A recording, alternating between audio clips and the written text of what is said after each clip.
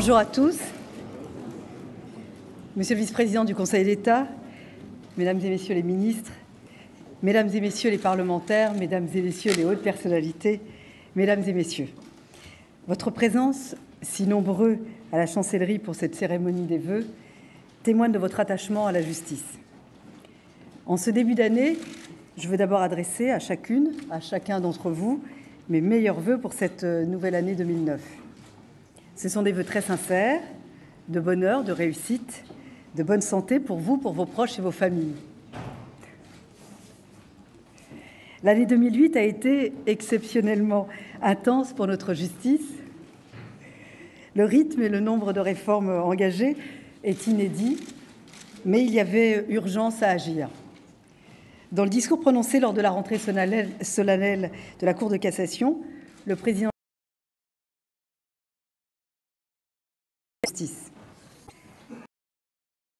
La magistrature, dans son dernier rapport, évoque la crise de confiance qui existe entre l'opinion publique et l'institution judiciaire. Il faut regarder la vérité en face. Les Français manquent de confiance en leur justice. Ce constat est alarmant pour notre démocratie, car la justice est un pilier de l'état de droit et la première exigence d'une société équilibrée. C'est elle qui protège les libertés, qui préserve contre l'arbitraire, c'est elle qui assure la paix sociale et apaise les conflits. Elle est le recours des plus faibles, des plus vulnérables, des Français les plus modestes, qui sont victimes d'injustice. Si les Français perdent confiance en la justice, c'est un pan entier de notre démocratie qui est fragilisé. Ce sont tous nos idéaux de liberté, d'égalité, de fraternité qui sont décrédibilisés. Le gouvernement se devait de tout mettre en œuvre pour que la justice serve beaucoup mieux les Français. En 2008, nous avons remis l'institution judiciaire en mouvement et la justice doit s'adapter aux bouleversements de notre société et aux nouveaux équilibres qui s'impliquent. La justice doit également rester à l'écoute de notre monde et vivre à son rythme. Elle ne peut rester immobile. Les Français attendent que la justice soit mieux organisée, plus lisible, plus simple. Tout le monde était d'accord depuis 30 ans pour réformer la justice. Nous l'avons fait. Nous l'avons même anticipé. Nous avons été d'accord pour simplifier la répartition des contentieux. Nous l'avons fait avec la mise en œuvre du rapport Guinchard. La carte judiciaire datait de 1958. Elle reposait sur des principes établis au XIXe siècle. Elle ne correspondait plus à la donne démographique, économique, sociale de notre pays, et nous avons su prendre nos responsabilités et conduire avec beaucoup de détermination la réforme qui s'imposait. La mise en œuvre de la réforme de la carte judiciaire a commencé le 1er janvier 2008 et elle s'achèvera en 2010. Les Français attendaient davantage de sécurité et de fermeté, en particulier vis-à-vis des récidivistes et des criminels dangereux. Nous avons répondu à cette attente.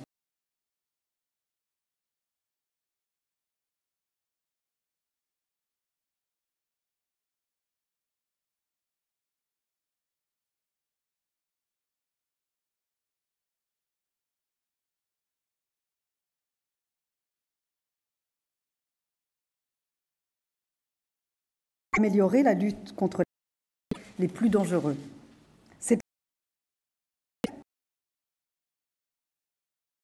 La société en fin de peine ne seront pas remis en liberté. Ils seront placés dans des centres médicaux socio-judiciaires.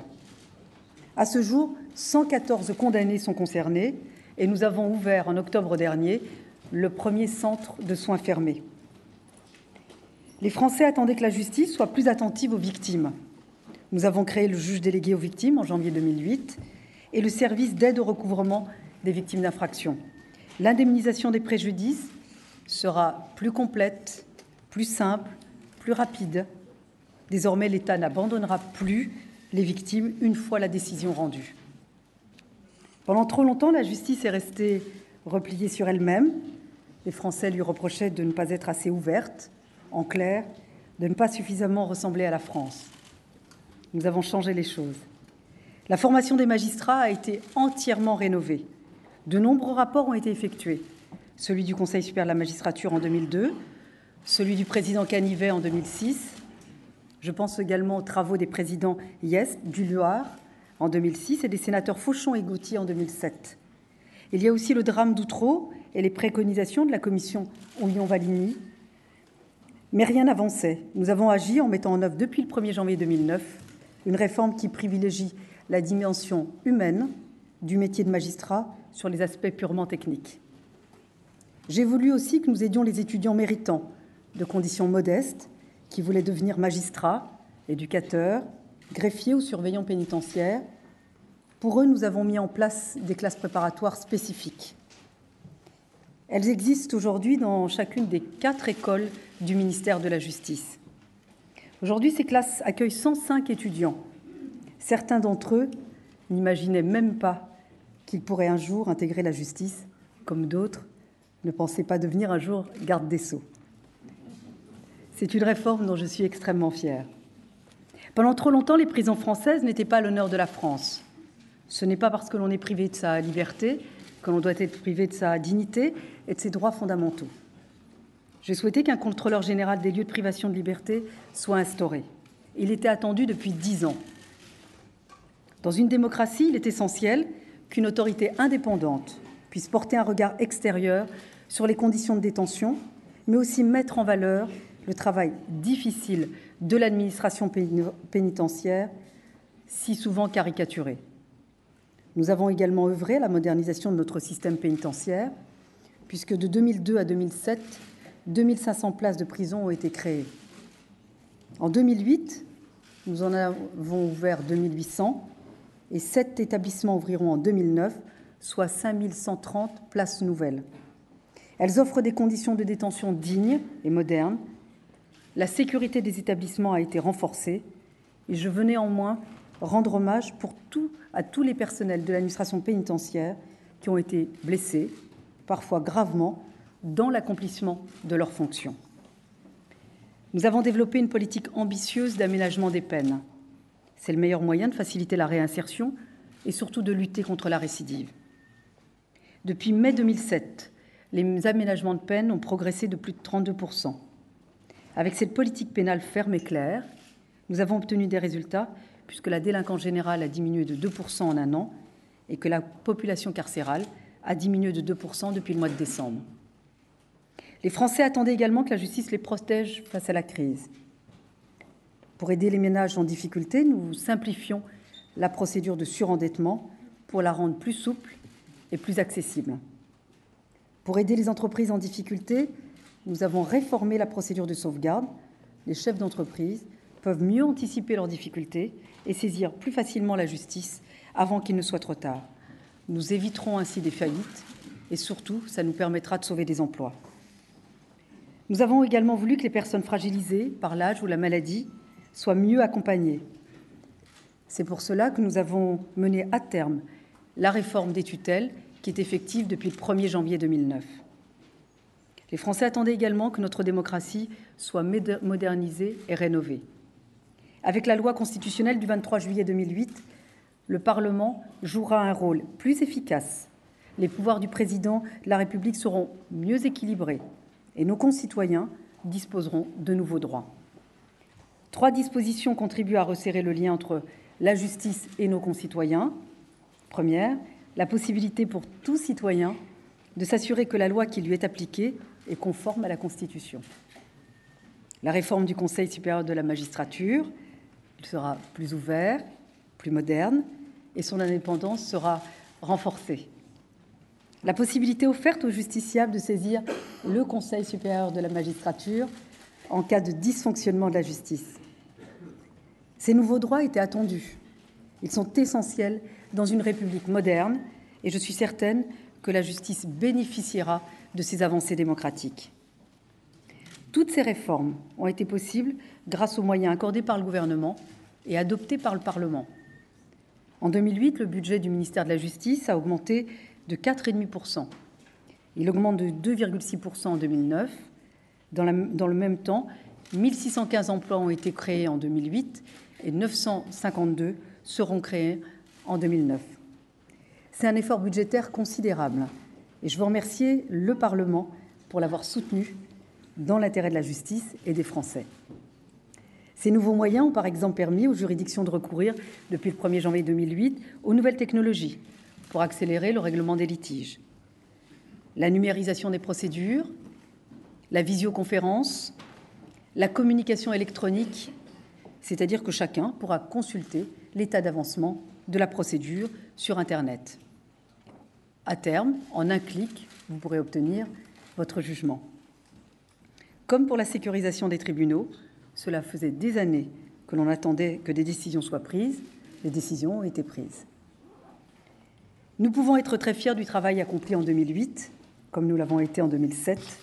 Et ces résultats, nous les devons aux efforts déployés par l'ensemble du monde judiciaire, les magistrats, les greffiers, les fonctionnaires, les personnels de l'administration pénitentiaire et de la protection judiciaire de la jeunesse, mais également les professions juridiques et judiciaires. Les changements ont été nombreux et chacun a eu à cœur, même ceux qui ont exprimé leurs inquiétudes, de surmonter les difficultés et de privilégier l'intérêt général. Je tiens à saluer tous les efforts réalisés, individuellement et collectivement. Je veux aussi remercier le Parlement pour le soutien très déterminé qu'il a apporté en 2008 à la réforme de la justice. Je tiens à rendre un hommage particulier au travail accompli par les membres des commissions des lois de l'Assemblée nationale et du Sénat, et en premier lieu par leurs présidents, Jean-Luc Warsmann et Jean-Jacques Hyest. Ils sont les artisans passionnés de la réforme de la justice. D'ailleurs, nos réformes se sont largement inspirées de travaux parlementaires qui ont fait consensus à droite comme à gauche. Nous aurons encore l'occasion, mesdames et messieurs les parlementaires, de porter ensemble de nouvelles réformes. Alors, 3 chantiers seront prioritaires en 2009. Le premier, celui de la réforme de l'ordonnance de 1945. La délinquance des mineurs progresse et c'est une réalité. Elle est le fait de mineurs de plus en plus jeunes et de plus en plus violents. Le ministère de la Justice doit apporter des réponses appropriées pour protéger nos concitoyens, bien sûr, mais également pour sortir les adolescents de la spirale de la délinquance, mais aussi pour répondre à leurs souffrances. La commission présidée par le recteur Varinard m'a remis son rapport le 3 décembre dernier. Il comporte de nombreuses propositions très innovantes, destinées notamment à assurer la progressivité des sanctions prononcées contre les mineurs, à permettre un suivi de la personnalité ou à rendre les procédures plus compréhensibles et donc plus efficaces. Un code des mineurs est en cours de rédaction et il me sera remis au mois de mars. Il respectera l'équilibre entre la sauvegarde des intérêts des mineurs, confrontés à la délinquance, mais également à la sécurité des Français. Le deuxième chantier, c'est le renforcement des libertés individuelles dans notre procédure pénale. Le président de la République a annoncé sa volonté d'instituer un véritable habeas corpus à la française et de créer un juge de l'instruction. Il s'agit de promouvoir un système plus respectueux des libertés individuelles, des droits des victimes et des droits de la défense. Nous devons redonner de la cohérence à un système qui a fait l'objet, au fil des années, d'un grand nombre d'ajustements en ordre dispersé. Les travaux menés par la commission présidée par l'avocat général Philippe Léger permettront d'éclairer notre réflexion. J'ai moi-même engagé de nombreuses consultations avec les responsables politiques, mais également avec les représentants du monde judiciaire. Un pré-rapport sur la réforme de l'instruction me sera remis dès le mois de février et le rapport définitif me sera remis au mois de juin. Le troisième chantier, c'est l'adoption de la loi pénitentiaire. Il s'agit d'un texte fondateur qui fait entrer nos prisons dans le XXIe siècle. Il facilite la réinsertion des détenus et la lutte contre la récidive. Le projet de loi examiné par la commission des lois du Sénat le 22 décembre sera débattu au Parlement dès le mois de mars. Mesdames et messieurs, toutes les réformes voulues par le président de la République, attendues par les Français, ont été mises en œuvre. J'ai un mandat clair, difficile, mais très clair. Plus que jamais, notre pays a besoin de justice. Plus que jamais, les Français ont besoin d'être protégés et soutenus face aux difficultés. La présidence française de l'Union européenne m'a montré que tous les Européens avaient davantage besoin de justice et les mêmes attentes en termes de protection. Que l'on soit suédois, italien ou espagnol, on souhaite que l'Europe s'engage dans la lutte contre la pédophilie. C'est pour cela que nous avons développé le plan Alerte Enlèvement et l'interconnexion des casiers judiciaires. Les Européens veulent que les personnes fragilisées soient mieux accompagnées. Nous avons renforcé la prise en charge des personnes vulnérables ou atteintes de la maladie d'Alzheimer. En 2050, 10% de la population européenne aura plus de 80 ans. Pour les personnes atteintes de la maladie d'Alzheimer, les souffrances et les besoins sont les mêmes que l'on vive à Paris, à Madrid, à Londres ou à Varsovie. Désormais, une décision de justice, grâce à la présidence française de l'Union européenne, sera exécutoire de la même manière au sein de l'Union européenne, et quelle que soit l'organisation judiciaire. Tous les magistrats veulent que leurs décisions soient exécutées à travers l'Europe. Nous avons renforcé la reconnaissance mutuelle des décisions de justice et développé des formations communes, car pour une bonne exécution des décisions de justice, il faut que les magistrats se connaissent. Les Européens attendent davantage de sécurité et nous avons voulu que l'agence Eurojust, qui regroupe 27 magistrats des États membres, ait plus de pouvoir, plus d'autonomie pour être plus efficace dans la lutte contre tous les trafics et dans la lutte contre la criminalité organisée. Le président de la République a souhaité confier à une équipe proche de lui le soin d'amplifier la dynamique qu'il a su créer durant les 6 derniers mois de la présidence française de l'Union européenne. Il est convaincu que l'Europe est bien le principal défi pour les générations futures. Je vais m'y investir avec énergie, enthousiasme, passion, comme j'ai toujours fait, et comme vous avez pu le remarquer, dans toutes les tâches qui m'ont été confiées. Je vous remercie.